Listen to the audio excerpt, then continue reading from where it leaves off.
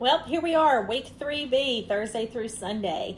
And we have covered all the way through about 1820, 1825. And for the rest of this week, we are talking about the Romantic era.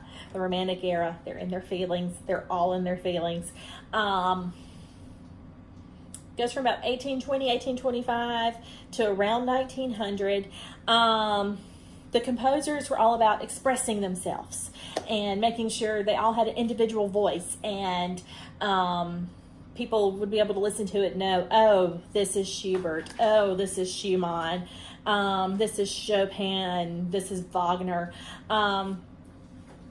Beethoven kind of helped to start pushing everybody into the Romantic era because he was playing with the extremes in the orchestra and making them the orchestra louder, and because of him, the piano had to grow into its own instrument, and it became the most popular solo instrument.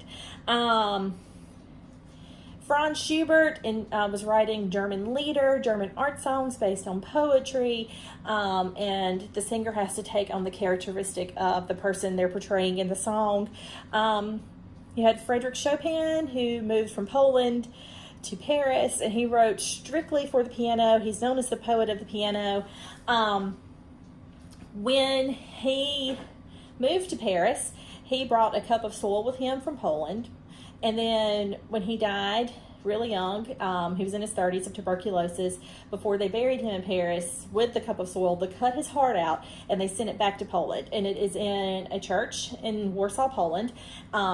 And then during World War II, they had to hide the heart because the Nazis were going around Europe and taking all the different valuable artifacts from all these different churches and museums and all.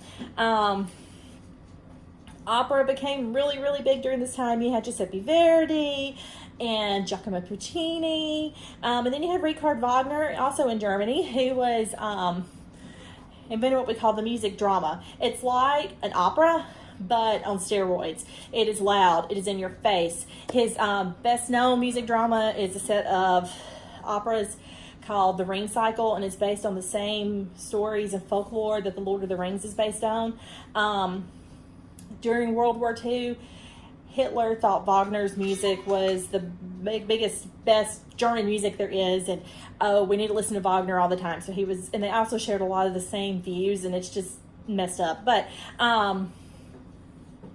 he played around a lot with the harmonies and the instrumentation.